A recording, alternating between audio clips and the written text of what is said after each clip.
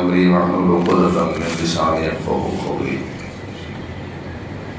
மதிப்பிற்கும் மரியாதைக்கும் உரிய பெரியோர்களே, நல்லோர்களே,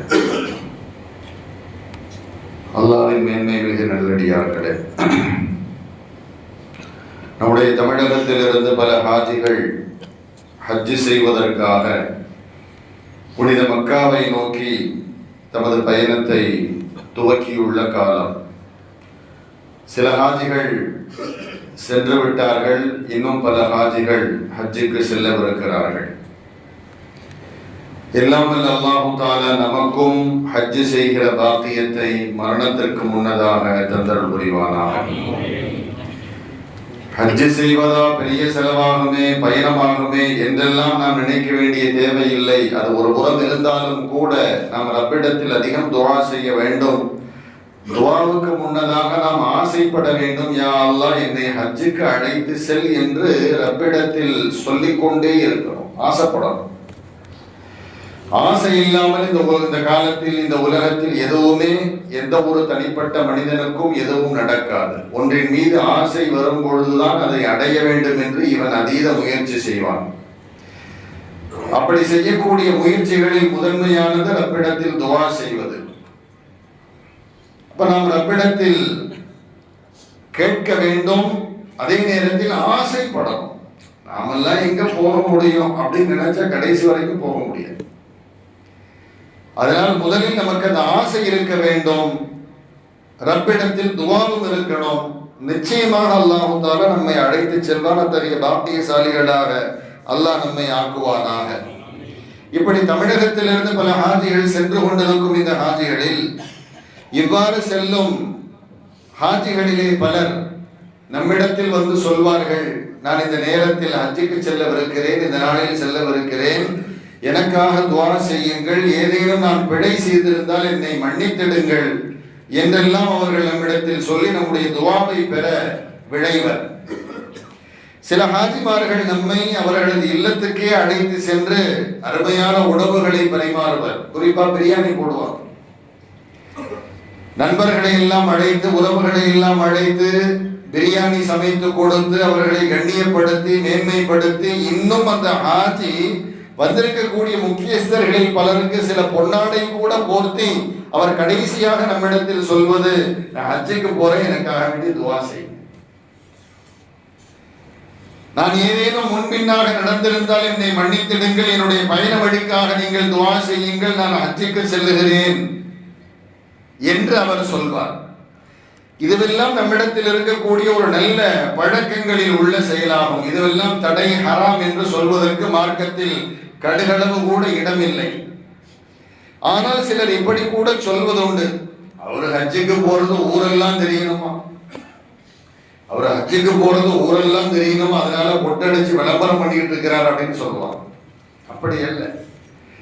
நம்முடைய இஹ்லாஸ் அல்லாஹ் பார்க்கிறான், நாம யாருன்னு அல்லாஹ்வுக்கு தெரியும். அதே நேரத்தில் கண்ணியத்திற்குரிய சகோதர பெரியோர்களே, இதுவெல்லாம் வீண் விரயம் அல்லவா என்று சொல்வர். இந்த வீண் விரயத்தை பத்தி பேசணும்னு சொன்னா அது பல ஜும்மாக்கள் பேசணும், அது ஒரு புறம் இருக்கட்டும். நான் சொல்ல வருவது, சிலர் இப்படியும் எண்ணுவார்கள், சிந்திப்பார்கள், நாம் செய்கிற அமல் அல்லாஹ்வுக்கு தெரிந்தால் போதாதா? நான் ஒரு அமல் செய்யறேன்னு சொன்னா எனக்கும் ரப்புக்கும் மத்தியில தெரிஞ்சா போதும், யாருக்கும் தெரிய வேண்டாம். ஏன் நான் விளம்பரம் செய்ய வேண்டும்? நான் ஏன் பிறரிடத்தில் சென்று சொல்ல வேண்டும்? நான் ஏன் பிறருக்கு உணவு பரிமாற வேண்டும் என்றெல்லாம் சொல்லி பேசுகிற மக்களை நாம் பார்க்கிறோம். நல்லோர்களே, ஹஜ் என்ற அமலின் மூலமாக அனைத்து விதமான பாவங்களும் மன்னிக்கப்படுகிறது. ஸல்லல்லாஹு அலைஹி வஸல்லம் சொல்றாங்க, ரஜா கயௌமின் வலததுஹு உம்முஹு. அவர் ஹஜ் முடித்து திரும்புகிற பொழுது அன்று பிறந்த பாலகனை போன்று, பச்சிளம் குழந்தையை போன்று திரும்புகிறார். அன்று பிறந்த பாலகனை போன்று திரும்புகிறார் என்றால், இங்கிருந்து போகும்போது 60 வயசுல போறாரு, அங்கிருந்து வரும்போது 2 நாள் குழந்தையா வர்றாருன்னு அர்த்தமா? இல்ல. ஸல்லல்லாஹு அலைஹி வஸல்லம் சொல்றாங்க, அந்த சிறு குழந்தை, பச்சிளம் குழந்தை எப்படி பாவம் அறியாதோ, எப்படி பரிசுத்தமான ஒரு நிலையில் இருக்குமோ அதுபோன்று அவர் அங்கிருந்து திரும்புகிறார் அப்படின்னு ஸல்லல்லாஹு அலைஹி வஸல்லம் சொல்றாங்க. அப்ப கண்ணியத்திற்குரிய நல்லோர்களே, அந்த அளவுக்கு இந்த ஹஜ் ஆகிறது இவருடைய பாவங்களை கழுவி சுத்தம் செய்கிறது. அல்லாஹ் அந்த மனிதனை மன்னிக்கின்றான். சரி, அல்லாஹ் மன்னிக்கிறான் அல்லவா, எதை மன்னிக்கிறான்? யாரு பச்சை குழந்தை அங்கிருந்து திரும்ப வருவா, அதையும் பார்க்கணும்.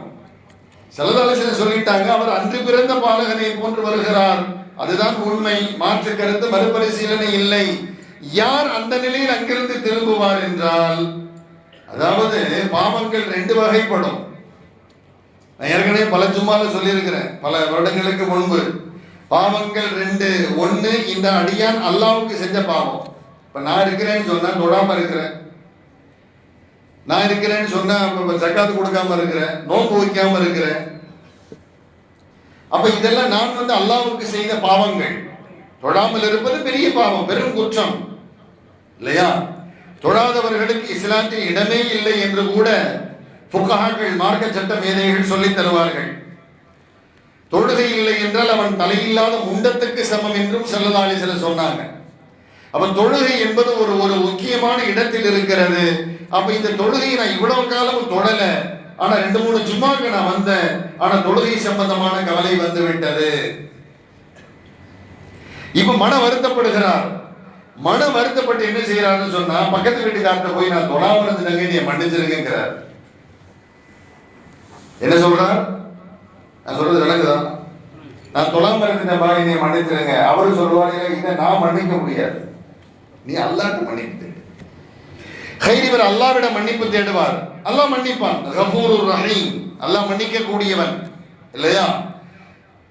இது போல உள்ள பாவங்களை அல்லாஹ்விடத்தில் நாம் என்ன செய்யலாம்? மன்னிப்பு தேடலாம். யா அல்லாஹ், என்னை மன்னிச்சிரு, தொழாம இருந்துட்டேன் மன்னிச்சிரு, நோன்பு வைக்காம இருந்துட்டேன் மன்னிச்சிரு, ஜக்காத்து கொடுக்காம இருந்துட்டேன் நீ மன்னிச்சிரு, இனிமே நான் ஒழுங்கா ரெகுலரா எல்லா காரியங்களும் செய்வேன், யா அல்லாஹ் என்னை மன்னித்து விடு என்றால் அல்லாஹ் பார்ப்பான், ஆம், எனக்கு செய்த அநீதம் நான் தான் மன்னிக்க வேண்டும், நான் மன்னித்து விட்டேன் என்று அல்லாஹ் சொல்வான்.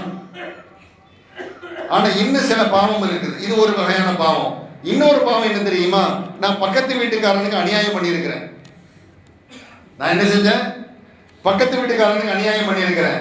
அல்லது பார்ட்னரா என் கூட பிசினஸ் பண்ணார், அவருக்கு அநியாயம் பண்ணிட்டேன், மோசம் பண்ணிட்டேன். அல்லது சில பேரை நான் தவறாக அவதூறு பரப்பினேன், அவர்கள் மீது இட்டு கட்டினேன், என்னென்னலாமோ சொன்னேன். அப்ப இதெல்லாம் யாருக்கு செஞ்ச பாவம்? ஒரு மனிதன் பிற மனிதனுக்கு செய்த பாவம்.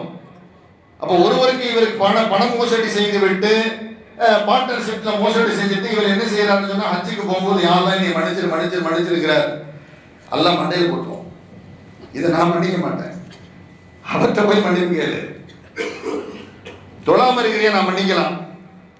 நோன்பு வைக்கல, நான் மன்னிச்சிருவேன். நீ அவனுக்கு அநியாயம் பண்ணிட்டு ஏன்ட்ட வந்து மன்னிப்பு தேடுறப்பா? அவனுக்கு அநீதம் செய்து விட்டு, அவனை பற்றி அசிங்கமாக பேசிவிட்டு, அவன் மீது பழி சுமத்தி விட்டு நீ என்ன செய்யற? யா அல்லாஹ் என்னை மன்னிச்சு, நான் எப்படி மன்னிப்பேன்? நீ அவனிடத்தில் மன்னிப்பு தேடு, அவன் உன்னை மன்னித்தால் நான் மன்னிப்பேன், அவன் உன்னை மன்னித்தால் நான் மன்னிப்பேன். அதனாலதான் ஹஜ்ஜுக்கு போறவங்க, ஹஜ் என்பது ஒரு ஒரு ஒரு அற்புதமான ஒரு பயணம். பல கோடி மக்கள் ஒரு இடத்தில் சங்கமிக்கும் அந்த இடம். இவ்வளவு தூரம் பயணம் செய்து சென்று ஏதாவது 1-2 நிகழ்ந்து விட்டால் அல்ஹம்துலில்லாஹ், செல்லக்கூடிய ஹாஜிமார்கள் யாவரும் ஆரோக்கியமாக சென்று அங்கிருந்து 2 ஆரோக்கியமாக திரும்ப வேண்டும் என்று நாம் துஆ செய்ய வேண்டும். அல்லாஹ் அப்படி ஆக்குவானாக. ஏதாவது முன்பில் நடந்த அங்குள்ள உணவு பழக்க வழக்கங்களில், அங்குள்ள சூழ்நிலைகளில் இவர் உடல் பாதிக்கப்பட்டு அங்கு மௌத்தாகக்கூடிய சூழ்நிலை ஏற்பட்டுருச்சுண்டா, அதனாலதான் ஹஜ்ஜுக்கு போகக்கூடிய ஹாஜிகள் என்ன செய்வாங்கன்னா, அல்லாஹ்விடமிருந்து எனக்கு பரிபூரண மன்னிப்பு கிடைக்க வேண்டும், நபி அவர்கள் சொல்லுவது போன்று அன்று பிறந்த பாலகனை போன்று நான் திரும்ப வேண்டும் என்பதற்காக வேண்டி நம்முடைய நண்பர்கள், நம்முடைய உறவுகள், நாம் பார்க்கக்கூடியவர்கள், நாம் பழகியவர்கள், வியாபாரம் செய்தவர்கள், அக்கம் பக்கத்தவர்கள், இவர்களிடத்தில் எல்லாம் சென்று என்னை மன்னித்திடுங்கள், நான் ஹஜ்ஜுக்கு செல்ல வருகிறேன் என்று அவர் சொல்கிறார். இது எப்படி கொட்டடிக்கிறதாகும்? ஒண்ணு. ரெண்டாவது என்ன செய்வாங்கன்னா, நமக்கு வேண்டாதவராக இருந்தால், நாம அவனுக்கு அநியாயம் செஞ்சிருந்தாலும் அல்லது நமக்கு ஏதோ ஒன்று செஞ்சிருந்தாலும் கூட அந்த ஹஜ்ஜுக்கு செல்லக்கூடியவர் அவரிடத்தில் அவர் இல்லத்துக்கு சென்று, நீங்க வாங்க என் வீட்டுக்கு, நான் ஹஜ்ஜுக்கு போறேன், விருந்து ஏற்பாடு பண்ணியிருக்கிறேன் அப்படின்னு சொல்லும்போது அவர் என்ன செய்வார்? சந்தோஷமாக வருவதற்கு உண்டான ஒரு வழி அங்கு திறக்கப்படுகிறது. விருந்து கொடுப்பது என்பது மார்க்கத்தில் தடை செய்யப்பட்டதே அல்ல. ஒரு விஷயத்தை விளங்கணும். விருந்தளித்தல் என்பது இருக்கிறது பாத்தீங்களா, இது மார்க்கத்தில் வரவேற்க தகுந்தது. அப்ப இந்த ஹஜ்ஜுக்கு செல்லக்கூடிய ஹாஜி நம்முடைய உறவுகள் நட்புகளை எல்லாம் அழைத்து பிரியாணி சமைத்து போட்டு அவரிடத்தில் நம்மிடத்தில் அவர் வேண்டுவது என்னவென்றால், நான் ஹஜ்ஜுக்கு போறேன், எனக்காக வேண்டி துவா செய்யுங்க, நான் முன்பின் ஏதாவது செய்திருந்தால் என்னை மன்னித்திடுங்கள் என்று நமக்கு ஒரு விருந்து கொடுத்த கையோடு இதை கோரிக்கையாக வைக்கும் பொழுது நிச்சயமாக கல்மனதும் கரையும் என்பார்கள் அல்லவா, நம்ம தாராளமா அவருக்காக வேண்டி துவா செய்ய தயாராக. அப்ப இதுவெல்லாம் ஒரு நல்ல பழக்கத்தில் உள்ளது. இவருக்கு இஹ்லாஸ் இருக்கா இல்லையாங்கிறது அல்லாஹ் பார்த்துக்கிறோம். அதை விடு, அதை நீயே பார்க்கிற. நாமே நிறைய பேர் அவர் வந்து விளம்பரப்படுத்துறாருங்க, அவர் வந்து அப்படி செய்யறாரு, அதெல்லாம் சொல்லக்கூடாது. கல்புக்குள்ள போய் நம்ம பார்க்க முடியுமா? யார் இவர் வந்து விளம்பரத்துக்கு செய்யறாரா, அல்லது இவர் வந்து புகழுக்கு செய்யறாரா, அல்லது அல்லாஹ்வுக்கு அப்படி செய்யறாரா அப்படின்னு சொல்லி ஒருவருடைய கல்புக்குள் நுழைந்து அவருடைய தக்குவாவை மறுபரிசீலனை செய்து பார்க்க முடியுமா? ஸல்லல்லாஹு அலைஹி வஸல்லம் சொன்னாங்க, தக்குவா என்பது இங்கே இருக்குது, அது உனக்கு தெரியாது. அல்லாஹ்வுக்கும் அவருக்கும் எப்படிப்பட்ட தொடர்பு என்பது நமக்கு என்ன தெரியும்? கண்ணியத்திற்குரிய சகோதர பெரியோர்களே, ஒருவர் பார்ப்பதற்கு சாதாரணமாக இருப்பார், தாடி மீச கூட இருக்காது, நல்ல இந்தி நடிகர் மாதிரி சுத்தமா சேவ் பண்ணியிருப்பார். ஆனால் அவரை நாம் ஒதுக்கிட முடியுமா? சமூகத்திலிருந்து புறந்தள்ள முடியுமா? இல்லைங்க, அவனுக்கு தாடியே இல்லை, மீசையில் அவன் தொழுது என்ன சொல்ல முடியுமா? இல்ல. அவருக்கும் அல்லாஹ்வுக்கும் எத்தகைய உயர்வான தொடர்பு இருக்கிறது என்பதை நீ எப்படி கண்டுபிடிப்பாய்? உசாமா ரலியல்லாஹு அன்ஹு அவர்கள் ஒரு யுத்தத்திலே கலிமா சொல்ல வந்த ஒருவனை கத்ல் செய்தார்கள். கலிமா சொல்ல அதாவது இவங்க அவனை தாக்க போறாங்க, அவன் கலிமா சொல்றான், அவர் கலிமா சொல்லுகிறார். இருந்தாலும் உசாமா ரலியல்லாஹு அன்ஹு அவர்கள் அவரை கொலை செய்தார்கள். பெருமானாருக்கு தெரிய வந்தது, கூப்பிட்டு விசாரித்தார்கள், உசாமா ஏன் அவரை நீ இப்படி செய்தாய்? நாயகமே, அவன் எதிரணியில் உள்ளவன், என் வாளுக்கு பயந்துதான் கலிமா சொன்னான். ஸல்லல்லாஹு அலைஹி வஸல்லம் கோபத்தோடு சொன்னார்கள், உன் வாளுக்கு பயந்து அவன் கலிமா மொழிந்தான் என்பதை அவனுடைய கல்வை பிளந்து பார்த்தாயா நீ? என்ன கேட்டாங்க? அதனால கண்ணியத்திற்குரிய சகோதர பெரியவர்களை அவர் விளம்பரப்படுத்துறார், விளம்பரம் செய்கிறார், அது நமக்கு தேவையே இல்லை. அவராச்சு, அவர் அல்லாஹ்வாச்சு, அவர் எந்த காரியத்துக்கு போறார் அதை பாருங்க. நாம் அவர்களை மனமு வந்து வழி அனுப்பி மனமு வந்து நாம் துவா செய்ய கடமைப்பட்டிருக்கிறோம். சில பேர் என்னன்னு சொன்னாங்க, ஹஜ்ஜுக்கு போறதை பிறர் தம்மை கண்ணியப்படுத்தணும்னு விரும்ப மாட்டாங்க. ஒண்ணு. இன்னொன்று, மக்களாக முன் வந்து அவர்களை கண்ணியப்படுத்துவார்கள். இது அல்லாஹ் அவர்களுக்கு கொடுக்கக்கூடிய ஒரு மிகப்பெரிய கிஃப்ட். இல்லை, நான் யாருக்கும் சொல்ல மாட்டேன், யாருக்கும் சொல்ல மாட்டேன். இப்போ நல்ல ஒரு அமல் செய்ய போற பிறருடைய துவாவோடு செல். யாருடைய துவாவை அல்லாஹ் எப்படி அங்கீகரிப்பான் என்று தெரியாது. ஆனால் சுற்று வட்டாரத்தில் சொல்லி அவருடைய மனதை நோவினை செய்யாமல், அப்படி செய்திருந்தால் மன்னிப்பு அவரிடத்தில் தேடி இப்படி பரிபூர்ணமாக ஒரு பயணத்தை ஒருவர் மேற்கொள்ளும் பொழுதுதான், மனிதர்களின் மன்னிப்பை பெற்ற நிலையில் அவர் அந்த பயணத்தை மேற்கொள்ளும் பொழுதுதான் நபி அவர்கள் சொல்லுவார்கள், ராஜா கையோமே வலததுஹு உம்முஹு, அவர் அன்று பிறந்த குழந்தையை போன்று ஹஜ்ஜை முடித்து திரும்புகிறார். அனைவருக்கும் அல்லாஹ் நசீபாக்குவானாக. காபா எப்படிப்பட்டது தெரியுமா? கண்ணியத்திற்குரிய நல்லோர்களே, காபா என்பதை நாம் போட்டோவில் பார்க்கிறோம், நேர்ல பார்த்தவங்களுக்கும் சொல்ல வர்றேன், திரையில பார்க்கிறோம், போட்டோல பார்க்கிறோம், ஸ்கிரீன்ல பார்க்கிறோம். ஆனா இப்படி பார்க்கும் பொழுது நமக்கு எந்த ஒரு உணர்வும் ஏற்படுவதில்லை. அது ஒரு படம் என்ற ரீதியில் நாம் விட்டு விடுவோம், அது ஒரு காட்சி என்ற ரீதியில் விட்டு விடுவோம். ஆனால் காபாவை நீங்கள் நேரில் பார்க்கும் பொழுது ஏற்படுகிற உணர்வு இருக்குது பாத்தீங்களா? சுப்ஹானல்லாஹ். இந்த உலகத்துல அழகாக அங்கங்க சில ஊர்கள் அழகா பள்ளிவாசல் கட்டியிருப்பாங்க. துபாயில எல்லாம் இந்த பிரம்மாண்டமான பள்ளிவாசல் இருக்குன்னு போயிட்டு வந்தவங்க சொல்லுவாங்க. ஏன் நம்முடைய தமிழகத்தில் கூட பல இடங்களில் பிரம்மாண்டமான அழகிய மஸ்ஜிதுகள் உண்டு. அண்டை மாநிலமான கோழிக்கோட்டில் அந்த ஏபி உஸ்தாத் அவர்கள் ஒரு மிக பிரம்மாண்டமான மஸ்ஜிதை வடிவமைச்சிருக்கிறார். அதை பார்ப்பதற்கு பல கண்கள் வேண்டும் என்று கூட சொல்லப்படுகிறது. அந்த அளவுக்கு அற்புதமான, அதை பார்க்கும்போது நமக்கு ஆச்சரியம் ஏற்படுது. இவ்வளவு அற்புதமா, இவ்வளவு அற்புதமா. அல்லாஹ்வுடைய பள்ளியை பார்க்கும் பொழுது உள்ளத்தில் ஒரு மாற்றம் அனைவருக்கும் ஏற்படும். அப்ப சராசரி மனிதன் கட்டிய மஸ்ஜிதை பார்க்கும் பொழுது இப்படி இருக்குது. இந்த பள்ளிவாசலை நிர்மாணித்தது யார்? அல்லாஹ், மலக்குகள், நபிமார்கள் இல்லையா? பெருமானார் ஸல்லல்லாஹு அலைஹி வஸல்லம் அவர்கள் கூட காபாவை புனர் நிர்மாணம் செய்யப்பட்டது. பெருமானார் சிறு வயது பாலகனாக இருந்த பொழுது பெருமானாரும் அந்த காபாவை கட்டுவதற்காக தன்னுடைய தலையில் செங்கல் சுமந்தார்கள் என்று ஹதீஸில் நாம் பார்க்கிறோம். அப்ப இப்படி எல்லா நல்லோர்களும் நபிமார்களும் இணைந்து கட்டப்பட்ட அந்த அல்லாஹ்வின் பள்ளிவாசல் மட்டுமல்ல, இன்ன அவ்வல பைத்தி உதுஅ லின்னாஸி லல்லதீ பிபக்கத முபாரகம் வ ஹுதல் லில் ஆலமீன். அல்லாஹ்வை வணங்குவதற்காக இந்த துனியாவில் முதலாவதாக நிர்மாணம் செய்யப்பட்ட மஸ்ஜித் பக்காவில் இருக்கிறது. பக்கான்னு சொன்னா மக்கா. மக்காவுக்கு பக்கான்னு ஒரு பேர் இருக்குது. அதை அல்லாஹ் அந்த ஆயத்துல சொல்றான். இன்ன அவ்வல பைத்தி உதுஅ லின்னாஸி லல்லதீ பிபக்கத.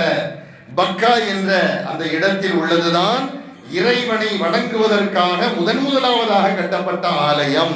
அப்ப அந்த மஸ்ஜிதுக்கு அவ்வளவு பெரிய ஒரு சக்தி உண்டு, ஒரு பவர் உண்டு. நேர்ல போய் நாம் அதை பார்க்கும் பொழுது, சாதாரண காகிதங்களிலும் சுவற்றில் வரையப்பட்ட அந்த போட்டோவையும் பார்க்கிற பொழுதே நமக்கு அப்படி இப்படி சில என்ன ஏற்படும். ஆனா நேர்ல நீங்க போய் பார்க்கும் பொழுது அல்லாஹு அக்பர், மனிதர்களால் இந்த உலகத்தில் நிர்மாணம் செய்யப்பட்ட பிரம்மாண்டமான பள்ளிவாசல்களை பார்க்கும் பொழுது நம்முடைய உள்ளத்தில் ஒரு விதமான திடுக்கம் ஏற்படுகிற சூழலில் அல்லாஹ்வுடைய பள்ளிவாசலை நீங்க நேர்ல பார்க்கும் பொழுது உங்களுக்குள் ஏற்படுகிற ரசாயன மாற்றங்கள் உடைய கண்களில் இருந்து தாரை தாரையாக கண்ணீராக வந்து செல்லும். அல்லாஹ் அனைவருக்கும் நசீபாக்குவாராக. எல்லோருடைய காபாவை பார்ப்பவர் அவர் மனம் கரையாமல் கண்ணீர் விடாமல் அங்கிருந்து திரும்பவே மாட்டார். காபா என்பது அது அப்படிப்பட்ட ஒரு இடம். அது எந்த கட்டடத்தை சுத்தினாலும் உங்க பாவம் தீராது, பாவம் கரையாது, பாவம் அழியாது. ஆனால் காபத்துல்லாவை தவாஃப் செய்தால், சுற்றினால் பாவங்கள் கரைந்து ஓடும். எவர் காபாவை தவாஃப் செய்கிறாரோ அவர் வெறுமனே காபாவை மட்டும் தவாஃப் செய்யவில்லை, அந்த காபாவுக்கு நேர மேல அரிசிக்கு சமீபமாக மஸ்ஜிதுல் மஅமூர் என்ற ஒரு மஸ்ஜித் இருக்கிறது. அந்த மஸ்ஜிதையும் சேர்த்து தான் அவர் தவாஃப் செய்கிறார். அந்த மஸ்ஜிதுல் மஅமூரை பற்றி வருகிறது, தினந்தோறும் 70,000 மலக்குகள் அதை தவாஃப் செய்கிறார்கள். தினந்தோறும் எத்தனை பேரு? 70,000 மலக்குகள். அது 70,000 மலக்கு தவாஃப் செஞ்சுட்டு போயிடுவாங்க, திரும்ப மாட்டாங்க. மறுபடியும் புதுசா 70,000 பேர் வருவாங்க. அவங்க தவாஃப் செஞ்சுட்டு போயிடுவாங்க, மறுபடியும் புதுசா 70,000 பேர் வருவாங்க. அப்படிப்பட்ட அந்த மஸ்ஜிதே மஅமூர் என்று சொல்லப்படுகிற அந்த பள்ளிவாசல் காபாவுக்கு நேர் மேல் அமைய பெற்றிருக்கிறது. காபாவை தவாஃப் செய்கிறவர் அவர் மஸ்ஜிதே மஅமூரையும் சேர்த்துதான் தவாஃப் செய்கிறார் என்ற பாக்கியசாலியாக அவர் உருவெடுக்கிறார். கண்ணியத்திற்குரிய சகோதர பெரியோர்களே, காபாவை தவாஃப் செய்வதும், சஅய் செய்வதும், மினாவில் தங்குவதும், அரஃபாவில் தங்கி துஆ செய்வதும், முஸ்தலிஃபா வருவதும், குர்பானி கொடுப்பதும், ஷைத்தானுக்கு கற்கள் எறிவதும், தலைமுடி கலைந்து கொள்வதும், இதெல்லாம் பார்ப்பதற்கு சாதாரண ஒரு செயலாக தெரியலாம். ஆனால் இதை செய்பவர் தான் அன்று பிறந்த பாலகனாக திரும்புகிறார் என்றார்கள் ஸல்லல்லாஹு அலைஹி வஸல்லம். இப்ராஹிம் அலைஹிஸ்ஸலாத்து வஸலாம் அவர்கள் இறைவனுடைய கட்டளையை நிறைவேற்ற செல்லுகிற பொழுது ஷைத்தானை கண்ணால் கண்டார்கள். எனவே கல்லால் எரிந்து அதை துரத்தினார்கள். இன்னைக்கு நாம போறோம், ஆனா கல்லத்துக்கு எரியறோம். ஷைத்தானுக்கு கல்லெறியறேன்னு சொல்றாங்க. முன்னால ஷைத்தான் இருக்கிறானா? ஷைத்தானை பாக்குறீங்களா நீங்க? இல்ல. அங்க ஒரு சுவர் ஒன்று கட்டப்பட்டு இருக்கிறது, குறிப்பாக அந்த இடத்துல எரிங்கன்னு சொல்றாங்க, அவ்வளவுதான். ஸல்லல்லாஹு அலைஹி வஸல்லம் அந்த இடத்துல எரிஞ்சு காமிச்சாங்க. இதுதான் ஷைத்தானுக்கு கல்லெறிதல் என்றார்கள். இப்படித்தான் இப்ராஹிம் அலைஹிஸ்ஸலாம் செஞ்சாங்கன்னு சொல்றாங்க. அவங்க சொல்லுவாங்க, நம்ம கேட்டுக்கிட்டோமே தவிர இப்ராஹிம் அலைஹிஸ்ஸலாம் ஷைத்தானை பார்த்தாங்க, கல்லை எரிஞ்சாங்க. நாம எந்த ஷைத்தானங்க பார்க்கிறோம்? ஷைத்தான் நம்ம கூடவே இருக்கிறாங்க. நம்ம விட்டு தூரம் பார்த்தாதான் பிரச்சனை. நம்மை விட்டு அவன் விரண்டோட மாட்டேங்கிறான். அப்படிங்கிறதுனாலதான் இந்த கல்லாவது அவன் மீது படட்டுமே மானசீகமா நம்ம எறிகிறோம். கண்ணியத்திற்குரிய சகோதர பெரியவர்களை நான் சொல்ல வந்தது, உமர் ரலியல்லாஹு அன்ஹு அவர்களை பார்த்து ஸல்லல்லாஹு அலைஹி வஸல்லம் சொன்னாங்க, உமர் நீ இந்த வழியாக வருகிறாய், உன்னை பார்த்து ஷைத்தான் ஓடுறான்டாங்க. அந்த லெவல்லயே நம்ம இருக்கிறோம். கண்ணியத்திற்குரிய சகோதர பெரியோர்களே, அப்படிப்பட்ட ஒரு அற்புதமான இடம். அரஃபாவில் கேட்கப்படுகிற துஆ மறுக்கப்படுவதில்லை. அரஃபாவுடைய மைதானம் என்பது சாதாரண ஒரு திடல் தான், ஒரு பறந்து விரிந்த ஒரு திடல். அங்கு ஜபலுர் ரஹ்மா என்று சொல்லப்படுகிற ஒரு மலை குன்று இருக்கிறது. அந்த மலையின் மீதுதான் ஹஜ்ரத் ஆதம் அலைஹிஸ்ஸலாம் அவர்களும் ஹவ்வா அலைஹிஸ்ஸலாம் அவர்களும் ரெண்டு பேரும் சந்தித்துக் கொண்ட இடம். அந்த அந்த அந்த அந்த அரஃபாவுக்கு அரஃபாவுடைய நாளில் அரஃபாவில் இருப்பதும் அரஃபாவில் இருந்து துஆ செய்வதும் தான் ஹாஜிமார்கள் செய்ய வேண்டிய மிக பிரதான வேலை. ஸல்லல்லாஹு அலைஹி வஸல்லம் சொன்னாங்க, அல் ஹஜ்ஜு அரஃபா. ஹஜ்னா என்ன தெரியுமா? அது அரஃபாவில் தங்குவதுதான் ஹஜ். லட்சக்கணக்கில் பணம் சம்பாதிச்சுட்டு போறார், அரஃபாவில் என்னால தங்க முடியல அப்படின்னு சொல்றாருன்னா இவரோட ஹஜ் கூடாது. பணம் செலவு செஞ்சு நான் முஸ்தலிஃபால இருப்பேன், மினால இருப்பேன், சைத்தானுக்கு கல்லெறிவேன், ஆனால் அரபால ரொம்ப நெரிசலா இருக்குது, அங்கே என்னால தங்க முடியாது, அது அப்படி இப்படின்னு சொல்ல இல்லை. ஹஜ்ஜே கூடாது. சில மணித்துளிகளாவது அரபாவில் அவருடைய கால் பாதம் பட வேண்டும். அரபாவில் தங்கும்போது தான் ஹஜ்ஜுன்னு சொல்லிட்டாங்க ஸல்லல்லாஹு அலைஹி வஸல்லம். கணியத்திற்குரிய நல்லவர்களை நான் சொல்ல வந்தது, எனவே ஹஜ்ஜுக்கு செல்வோர் நம்மிடத்திலே பயண வழி சொல்ல வந்தால், அவர்கள் நம்மை சந்தித்து பயண வழி சொல்ல வந்தால், அவர்கள் நமக்கு செய்த சில தீமைகள் இருக்கலாம், அதை அல்லாஹ்வுக்காக பொருட்படுத்தாமல் மன்னித்து அவர்களது நலனுக்காக துஆ செய்து அவர்களை நல்வழி அனுப்பி வைப்பது நம் மீது பொறுப்பு. அதே போல நம்முடன் இருக்கக்கூடிய வழக்கம் என்னன்னு சொன்னா, யாரு இந்த பயணம் வந்து சொன்னாலும் பிரியமானில நல்லபடியா போயிட்டு வாங்கன்னு சொல்லுவோம். அப்படி ஒரு நல்ல வார்த்தை நம்ம இடத்துல இருக்கிறது இல்லையா? யார் நம்ம இடத்துல வந்து சொன்னாலும் ஹஜ்ஜுக்கு போறேன் அல்ஹம்துலில்லாஹ் போயிட்டு வாங்க பிரியமானில்லா. அது ஹஜ்ஜுக்கு போறேன்னு சொன்னா எனக்காக வேண்டி துவா செய்யுங்க, உங்களுக்காக வேண்டி நான் துவா செய்யறேன், அல்லாஹ்வுடைய பயணத்தை லேசாக்குவானாக, உடைய வழியை லேசாக்குவானாக என்றெல்லாம் நாம் அற்புதமான துவாக்களை செய்து நாம் அனுப்பி விடுவோமானால், இதையும் தாண்டி நாம் அந்த ஹாஜின் விஷயத்திலே வலிமையான ஒரு துவாவை செய்ய வேண்டும் என்றார்கள் நமது உயிரினும் மேலான முஹம்மது ஸல்லல்லாஹு அலைஹி வஸல்லம். அது என்ன வலிமையான துவா? பெருமானார் ஸல்லல்லாஹு அலைஹி வஸல்லம் அவர்கள் ஒருவரை வழி அனுப்பும் பொழுது இப்படி துவா செய்வாங்க, இஸ்தௌதிஉல்லாஹ தீனக வ அமானதக வ ஹவாதீம அமலிக. உனது மார்க்கத்தையும் அமானிதத்தையும் உன்னுடைய செயல்களின் முடிவையும் பாதுகாத்திட வேண்டி நான் அல்லாஹ்விடத்தில் துவா செய்கிறேன் என்று சொல்றோம். 3 விஷயத்தை சொல்றாங்க. உன்னுடைய தீன், உன்னுடைய அமானிதம், உன்னுடைய அமல்களின் முடிவு, நம்முடைய அமல்களின் முடிவு, இதெல்லாம் நன்றாக இருக்க வேண்டும் என்று நான் ரப்பிடத்தில் உனக்காக துஆ செய்கிறேன் என்று சொல்வார்கள். அதாவது நம்மிடம் உள்ள தீனும், நம்மிடம் இருக்கக்கூடிய அமானிதங்களும், நம்முடைய அமல்களினுடைய முடிவும் பயணத்தில் ஏற்படுகிற பல்வேறு சில பல சிக்கல்களின் காரணமாக நம்முடைய தீன் நம்மிடமிருந்து கெட்டக்கூடாது, கெட்டு போய்விடக் கூடாது, நம்முடைய தீன் பாழ்பட்டு விடக்கூடாது என்பதிலே பெருமானார் ஆழ்ந்த கவனம் செலுத்தி இருக்கிறார்கள். இதுல நிறைய விஷயத்தை சொல்லலாம். குறிப்பாக பாருங்க, உலக நடப்புகளாலோ அல்லது நாகரீக முகத்தாலோ நாம் நமது மார்க்கத்தை புறந்தள்ளி பார்க்கிறோம். ஆனால் அப்படி புறந்தள்ளி பார்க்க கூடாது. உலக நடப்புகளின் காரணமாக, சில நாகரீக மோகத்தின் காரணமாக, இன்றைக்கு பார்க்க ஒரு நாகரீக மோகம் என்பதுதான் இந்த மனிதனை பாடாய்படுத்துகிறது. குறிப்பாக இந்த திருமண வீடுகளை நீங்க பார்க்கலாம். பெண்கள் பெரும்பாலும் பெண்கள் உடை அணிய ஆசைப்படுவார்கள். நல்ல புது விதமான ட்ரெஸ் போடணும், நல்ல தன்னை ஜோடித்துக் கொள்ள வேண்டும், நகைகளை அணிந்து கொள்ள வேண்டும், அதெல்லாம் தப்பு இல்லை, செய்யலாம், ஒன்றும் பிரச்சனை இல்லை. ஆனா பொது வெளியில வந்து அதை காட்ட வேண்டாம். திருமண வீடுகளில் நீங்க பார்க்கலாம், நம்ம இஸ்லாமிய பெண்களை தான் சொல்றோம். திருமண வீடுகளில் நீங்க பார்த்தீங்கன்னா குறைஞ்சபட்சம் அந்த தலைவாவது கொஞ்சம் மறைச்சிருக்கணும். ஆனா சில பெண்களை, சில பெண் பிள்ளைகளை திருமண வீடுகளில் பார்க்கும்போது தலையை பரட்டையா விரிச்சு கூடாத ஒரு செயலா வர்றாங்க. நவநாகரீக உடைகளை எல்லாம் அணிகிறார்கள், நகைகளை எல்லாம் வெளியே தெரியுமாறு அணிந்து கொண்டு அது திருமண வீடுகளில் அந்த மாதிரி வருவது என்பது இது மார்க்கத்தை ஒரு வகையில் புறந்தள்ளுவதற்கு சமமாகும். புர்கா என்று சொல்லப்படுகிற அழகிய ஆடை அணிவதையும் தாண்டி அதெல்லாம் அணியட்டும், தப்பில்லை. அவங்க நகை போட்டுக் கொள்ளட்டும், தன்னை அலங்கரித்துக் கொள்ளட்டும், எல்லாம் அது ஒரு மறைவாக தங்கள் சொந்த பந்தங்கள், அதன் உறவுகள், நம்ம வீட்டுக்குள்ள அதை வச்சுக்கிட்டா பிரச்சனை இல்லை. ஆனால் இப்படி ஒரு பொது வெளியில் வந்து செய்கிற பொழுது அங்கு தீன் பாழ்படுத்தப்படுகிறது. மற்றவர்கள் பார்க்கும் பொழுது இப்படித்தான் இருப்பாங்க போல, அதாவது நாம் செய்வதை கொண்டுதான் அவன் அளவுகோலாக எடுத்துக்கொள்வான், யாரை மாற்றார். இப்ப நம்ம ஒரு தப்பு செய்யறோம்னு சொன்னா முஸ்லீம்களே இப்படிதான் பாட்டு போயிடுவோம். நம்முடைய தீன் நம்மால் பாழ்படுத்தப்படுகிறது. அப்ப பயணங்களில் இது போல நிர்பந்தங்கள் ஏற்படுவதன் மூலமாக சில நம்முடைய தீன் பாழ்படுத்தப்பட்டு விடக் கூடாது என்பதற்காகவே ஸல்லல்லாஹு அலைஹி வஸல்லம் அப்படி துஆ செஞ்சிருக்கிறாங்க. இப்படியே துஆ செய்வாங்க பெருமானார், அல்லாஹும்ம அஸ்லிஹ்லி தீனி. இன்னொரு விஷயத்தையும் சொல்லணும், திருமண பத்திரிகை இப்பொழுது வழங்கப்படுகிறது பலருக்கும். வழங்கப்படுகிற பத்திரிகையில் நீங்கள் பார்க்கலாம், பிஸ்மில்லா இருக்குது பாத்தீங்களா, பிஸ்மில்லாஹிர் ரஹ்மானிர் ரஹீம்.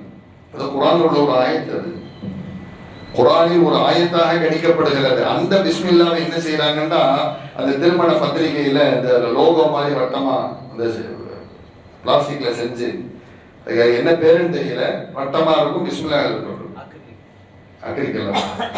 அந்த மாதிரி செஞ்சு என்ன செய்வாங்கன்னா அதை ஒட்டி கொடுக்குறாங்க. பார்க்க அழகா தான் இருக்குது, பார்க்க அழகாக இருக்கிறது. ஒரு பத்திரிகையில ஒட்டி கொடுக்கும் போது ஒரு கண்ணியமா தெரிகிறது. ஆனாலும் கூட அந்த பத்திரிகை எத்தனை நாள் வச்சிருப்பாரு? இவர் மௌத் வரைக்கும் பாதுகாத்து வச்சிருப்பாரா? திருமணம் முடிஞ்சு சாப்பிட்டு வந்த உடனே தூக்கி குப்பை தூக்கி போட்டுருவாங்க. அவன் பிஸ்மில்லாவோட சேர்த்து தூக்கி போட்டுருவாங்க. இப்ப நமக்கு வரக்கூடிய பத்திரிகையில நிறைய வருது. நான் கிட்டத்தட்ட நிறைய அந்த வட்டம் சேர்ந்து வச்சிருந்தேன். அன்னைக்கு ஒரு சகோதரன் வந்தாரு, அதுக்கு என்ன கொடுங்க எனக்கு தேவைப்படுது வாங்கி போயிட்டாரு. அப்ப எத்தனை பேர் இந்த மாதிரி பாதுகாத்து வைக்கக்கூடிய மக்கள்? கணியத்திற்குரிய சகோதர பெரியவர்களே, அப்ப இதெல்லாம் தவிர்க்கணும். இது வேணாம், பத்திரிகை கொடுங்க வேண்டாம்னு சொல்லல. இந்த மாதிரி ஒரு ஆயத்தை அப்படியே வடிவமைத்து நாம் கொடுக்கும் பொழுது அது குர்ஆனுடைய ஆயத்தை கீழே போட்டாங்கன்னு சொன்னா மக்கள் கால்களில் படும், அது இழிவுபடுத்தப்படும், குர்ஆனை நாம் இழிவுபடுத்துகிறோம் என்பது பொருள். எனவே இது போன்றுள்ள விஷயங்களிலிருந்து நாம் நம்மை தற்காத்துக் கொள்ள வேண்டும். பெருமானார் ஸல்லல்லாஹு அலைஹி வஸல்லம் அதான் சொன்னாங்க, அல்லாஹும்ம அஸ்லிஹ் லி தீனி, யா அல்லாஹ் என் தீனை எனக்கு பாதுகாப்பாக்கி தருவாய், சீர்படுத்தி தருவாயாக என்று நபி அவர்கள் துஆ செய்தார்கள். எந்த நிலையிலும் நாம் தீனை விட்டுவிடக் கூடாது. எனவேதான் பயணத்திலும் கூட, பயணத்தில் ஏற்படுகிற சில பல சங்கடங்களின் காரணமாக அப்படி இப்படி இருந்து நம்முடைய தீனை வாழ்படுத்திடக் கூடாது. அப்படிங்கிறதுனால யார் பெருமானாரிடத்தில் வந்து நான் பயணம் செல்கிறேன் என்று சொன்னாலும் பெருமானார் இந்த துஆவை தான் செய்திருக்கிறார்கள். பயணத்திலே தீன் பாழாகிடக் கூடாது, அமானிதங்களை பாதுகாக்க வேண்டும் யா அல்லாஹ். அதே போல என்னுடைய ரிஸ்கில் நிறைய சில துஆக்கள் உண்டு. இப்படியெல்லாம் பெருமானார் ஸல்லல்லாஹு அலைஹி வஸல்லம் அவர்கள் துஆ செய்து வழியனுப்பி வைத்திருக்கிறார்கள். இதே போல ஹஜ்ஜுக்கு செல்கிறேன் என்று எவராவது நம்மிடத்தில் வந்து சொன்னால் நாம் அவர்களுக்கு இது போன்ற துஆக்களை செய்ய கடமைப்பட்டிருக்கிறோம். எல்லாம் வல்ல அல்லாஹ் ஒரு ஹாஜியை வழியனுப்பி நாம் துஆ செய்கிற பொழுது அந்த ஹாஜி நமக்கு அங்க போய் துஆ செஞ்சு அந்த துஆல ஒரு கபூலியத் ஏற்பட்டுருச்சுன்னு சொன்னா மறு வருஷம் நாமும் ஹஜ்ஜுக்கு போகக்கூடியவர்களாக மாறிவிடுவோம். எல்லாம் வல்ல அல்லாஹ் தஆலா தன்னுடைய நிலையை எனக்கும் உங்களுக்கும் தந்தருள் புரிவானாக. வாஹிரு தஅவானா அனில்